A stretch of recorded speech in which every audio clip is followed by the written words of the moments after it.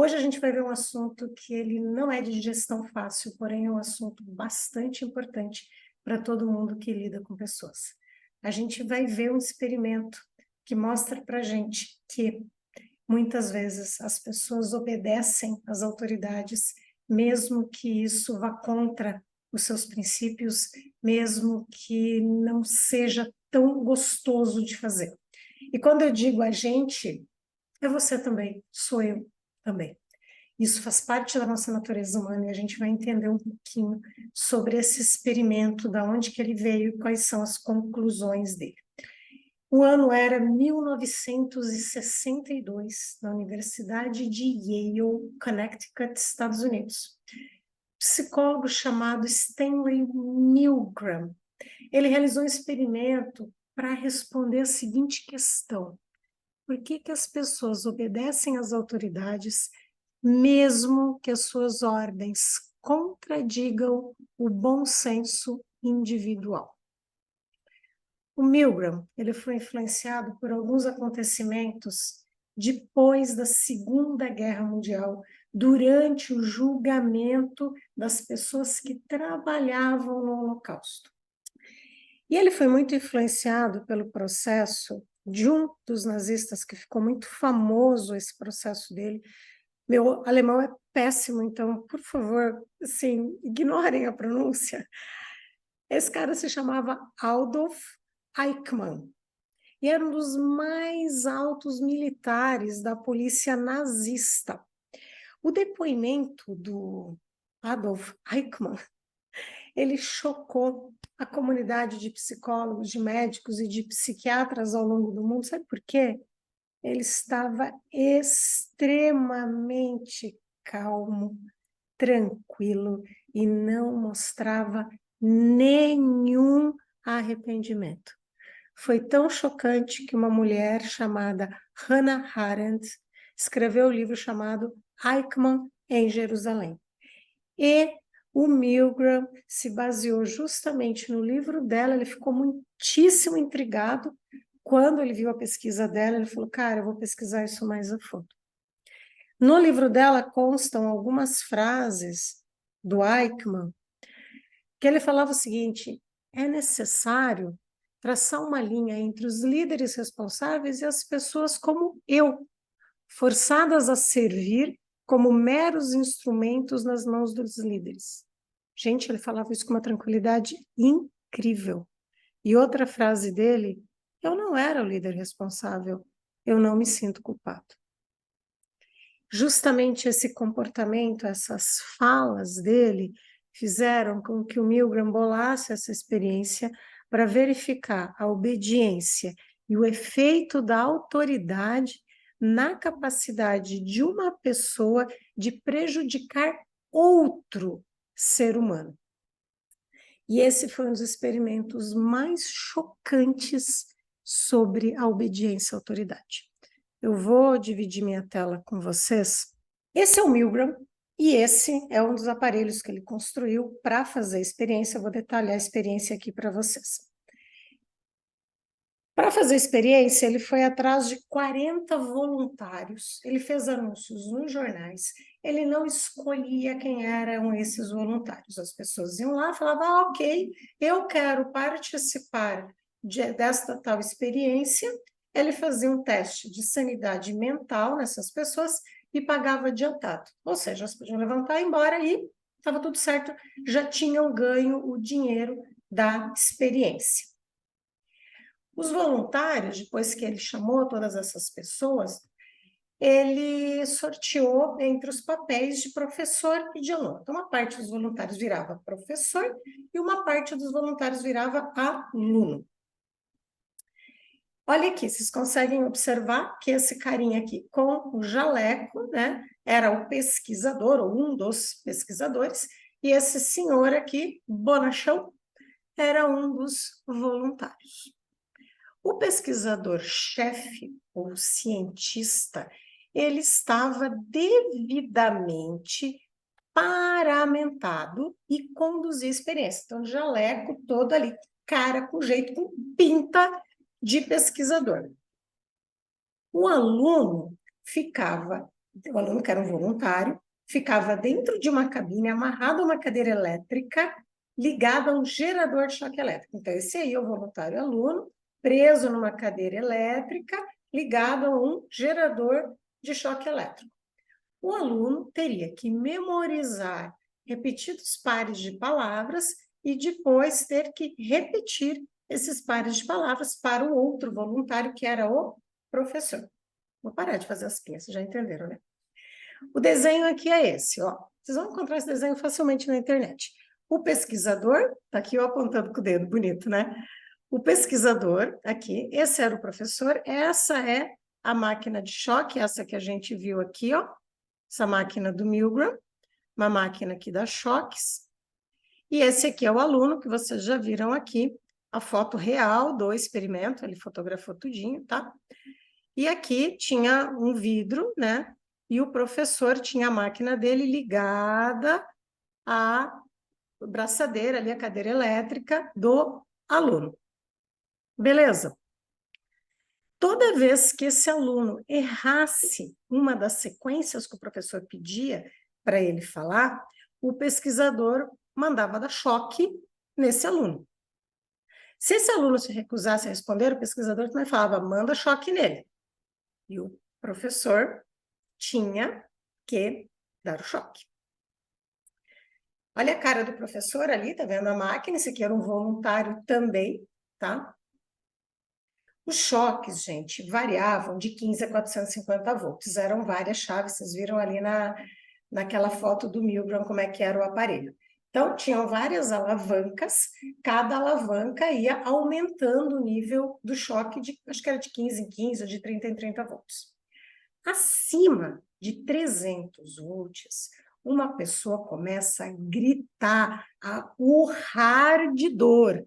Muito antes dos 300 volts, ela já está dando sinais de dor, ela já está dando gritos, fazendo sinais vocais, né, de que ela está com dor, mas acima de 300, realmente ela urra de dor. Acima de 450 volts, ou ali perto dos 450, que é o máximo que a máquina dava, a chance de morte é bem alta. Muito, muito alta.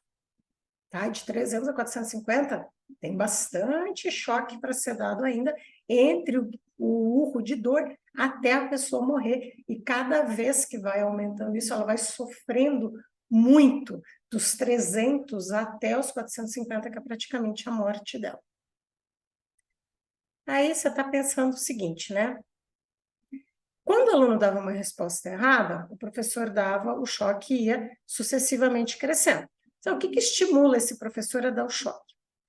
O pesquisador-chefe, que estava lá todo paramentado, sério, incorporado como pesquisador mesmo, ele virava e falava o seguinte, por favor, continue.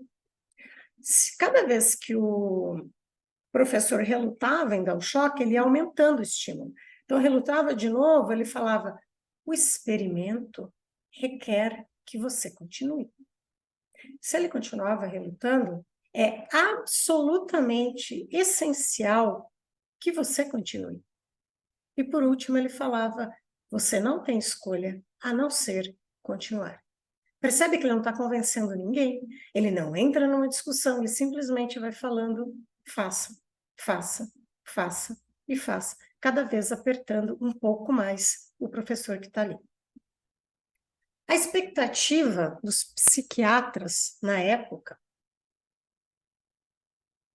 era de que apenas uma pessoa em 1000 fosse capaz de dar o choque máximo, praticamente mataria a pessoa. Dificilmente a pessoa sobreviveria a esse choque.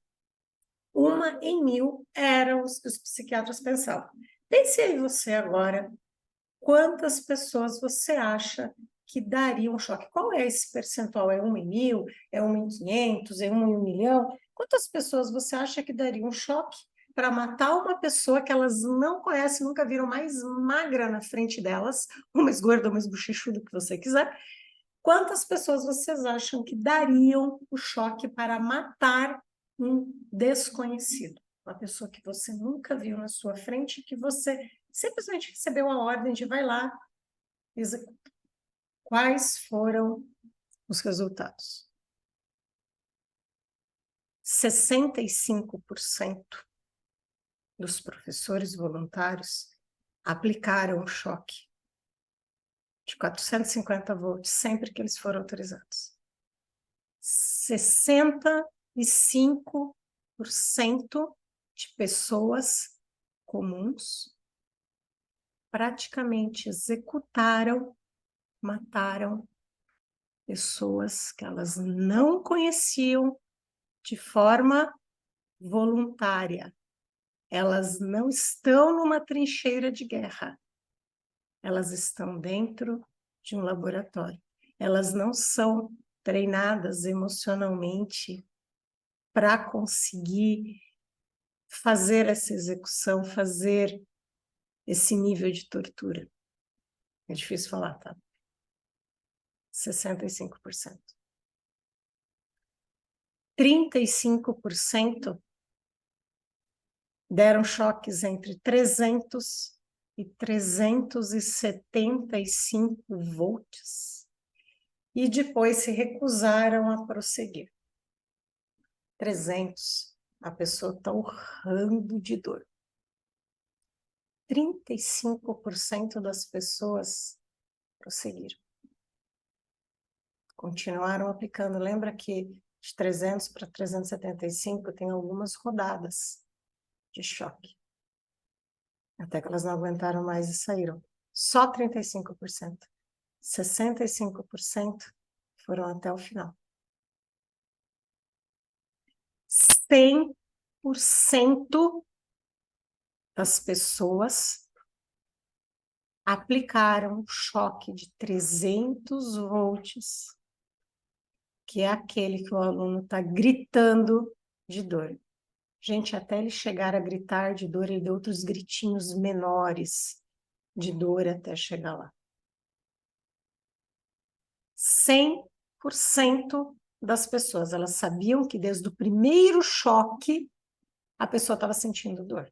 Que choque dói. Mesmo assim, sucessivos, sucessivos, sucessivos, cada vez mais altos, até a pessoa gritar de dor. Todos, sem exceção. Eles não estão numa guerra, eles estão dentro do laboratório, eles já foram pagos, eles poderiam levantar e sair a hora que eles quisessem. Percebem a gravidade do que eu estou falando para vocês? Eu vou passar o vídeo para vocês agora, real, desse senhor aqui. Do lado de lá tinha uma pessoa que já tinha um problema cardíaco, e já tinha relatado que tinha um problema cardíaco.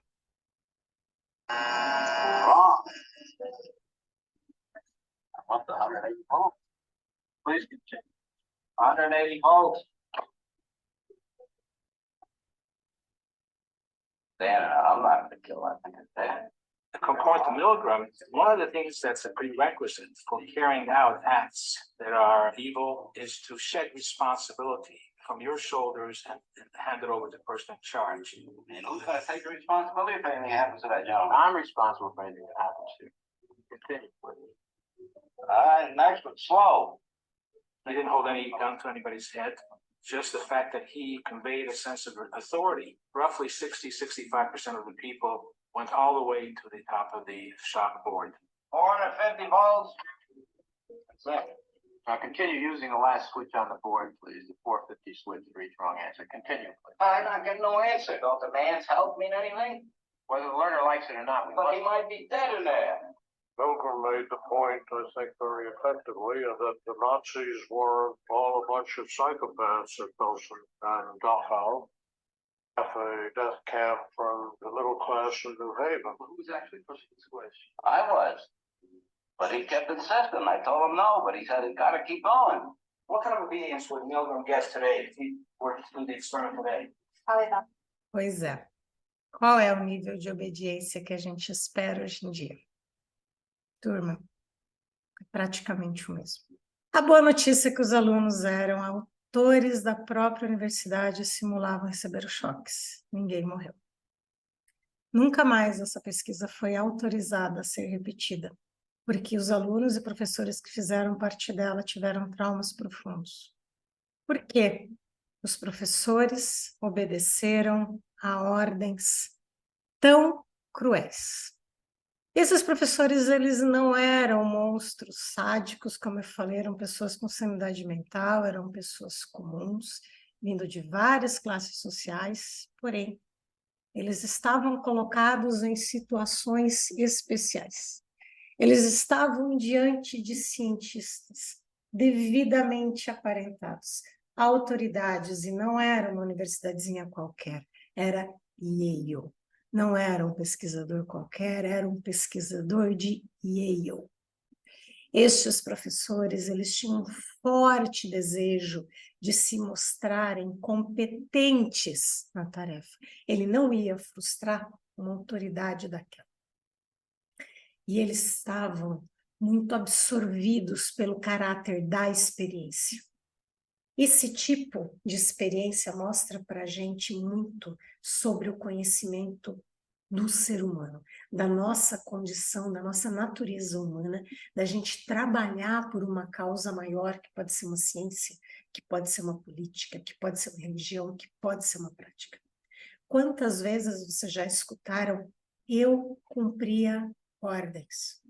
No caso ainda do nazista lá, ele ainda estava imbuído por uma desqualificação das pessoas que estavam sendo torturadas, porque tinha uma justificativa da limpeza étnica. Você lembra no vídeo que eu coloquei que o professor falou assim, a saúde dele não importa? Professor não, pesquisador. Falou, a saúde dele não importa. Está de novo desqualificando a pessoa torturada. Outra coisa que pode ter afetado, o senso moral desses professores era menor do que o respeito à ordem do cientista. Ninguém ele falou assim, seu cientista eu vou levantar aqui e vou embora. Não, ele tinha um profundo respeito pela ordem do cientista. E seria muito indelicado ele quebrar um contrato com tamanha figura de autoridade. Será que a gente está livre disso mesmo? Num sistema todo hierarquizado, a gente tende a transferir para a autoridade a responsabilidade dos nossos atos. A gente deixa de ser a gente mesmo. Lembra quando pergunta para o cara lá quem apertava os botões? Eu, mas ele que estava mandando. Ele não virou e falou assim, eu apertei o botão, é responsabilidade minha. Ele falou, eu apertei, mas ele estava mandando, ele insistia. Para pensar quantas vezes isso acontece dentro do seu trabalho. Quantas vezes alguém faz alguma coisa que não acha correta, fala, mas o diretor mandou, mas o gerente mandou, mas o cliente mandou, mas o profissional sênior mandou. Transferência de responsabilidade, gente. A gente é mestre. Todos nós. Eu também faço isso. Eu estou no mesmo rolê que vocês. A gente tem que se policiar demais enquanto nós estamos transferindo a responsabilidade para outra pessoa daquilo que é nossa responsabilidade. O cara, gente, ele não estava num campo de guerra, ele não ia ser morto pelo inimigo, ele podia levantar e ir embora. E eram pessoas comuns. A gente tem uma propensão muito grande a obedecer ordens de superiores, de líderes. Isso tem a ver com o nosso senso de pertencimento de grupo. Lembra da aula que eu falo sobre os instintos? Se você ainda não assistiu essa aula, eu recomendo que você volte lá, porque essa aula dá um alicerce muito bom para você entender o que está acontecendo aqui. Isso faz parte da nossa condição humana, não adianta a gente dizer, ai, não, eu não sou assim. Para pensar em todo o seu dia se você é ou não é assim. Quantas vezes você obedece a ordem de um superior e depois você fica pensando e tal, mas é muito instintivo nesse sentido de você pertencer ao grupo, de você não desagradar o líder, de você fazer um trabalho bem feito para que o líder te enxergue com bons olhos. Aquela autoridade sobre você tem que ser uma autoridade que gosta do teu trabalho. O que eu quero com essa aula? São duas coisas. É te trazer consciência, tá? Da nossa tendência natural de obedecer ordens. Com esse nível de consciência aumentado, vai reduzir as chances de você seguir cegamente ordens que contrariem os seus valores. Lembre sempre que os seus valores são inegociáveis. Tome muito cuidado no teu dia a dia, agora que você tem mais consciência. Quais são as consequências de eu não obedecer esta ordem? Não é uma coisa tão fácil, já que o nosso natural tende a ser o de obedecer à autoridade.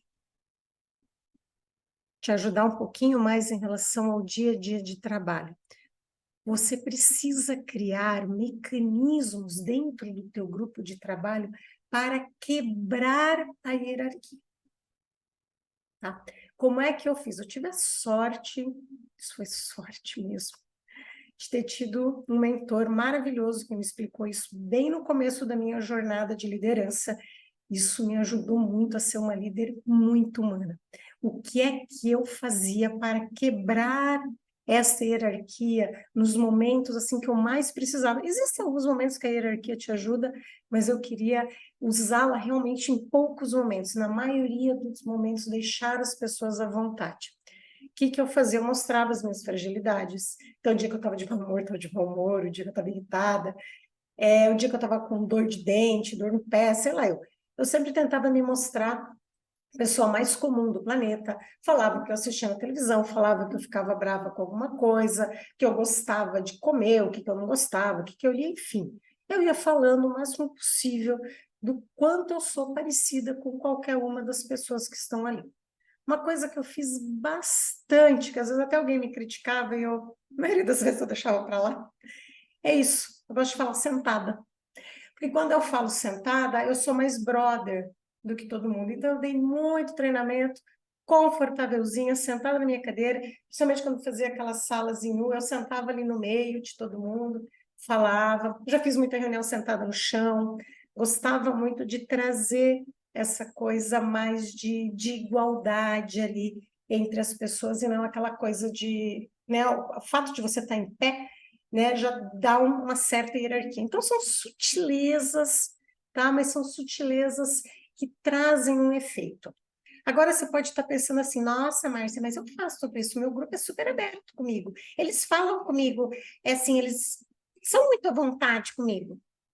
Não, galera, isso ainda é pouco, tá? Ainda no dia a dia, a propensão a obedecer à autoridade, ela é muito forte. Então, assim, não caia nessa de ficar seguro de que teu grupo realmente te vê ali como igual, realmente quebra a tua autoridade, realmente vai falar que você está errado em alguma coisa, ou não vai fazer uma besteira que você está falando. Não caia nessa, mantenha essa vigilância constante. E para ampliar essa liberdade de contrariar o líder, sabe o que eu fazia? Eu fiquei pensando qual que era a pior coisa para mim como líder. Quer dizer, o que me magoaria mais se em determinado momento da minha carreira acontecesse? Se eu fosse desligada, não seria tão ruim quanto isso. Se as pessoas falassem mal de mim, também não, sabe por quê? Todo mundo fala mal do líder, isso eu já estava acostumada.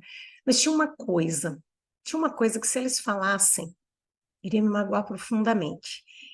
E mais se eu soubesse disso, ia me magoar mais ainda.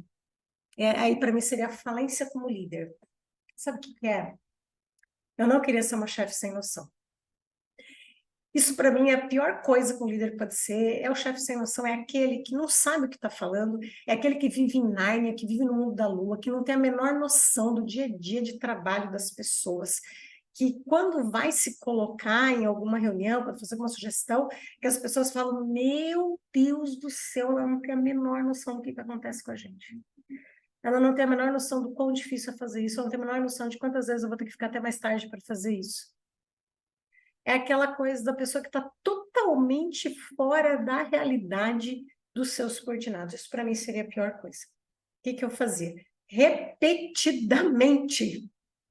Eu falava para ele, gente, não me deixa ser uma chefe sem noção. Fala para mim quando eu estou viajando na maionese. A pior coisa que pode acontecer comigo é ser uma chefe sem noção. Eu contava isso tudo que eu estou falando para vocês, para eles. Isso dava a eles uma possibilidade muito grande, aliás, uma responsabilidade de dizer que eu estava viajando na maionese. Quando eu via pelas carinhas deles que eu estava viajando na maionese, eu virava e falava para eles assim: estão com cara de que estão olhando a chefe sem noção. Gente, fala para mim, foi sem noção? Trazia uma responsabilidade para eles de poderem me criticar.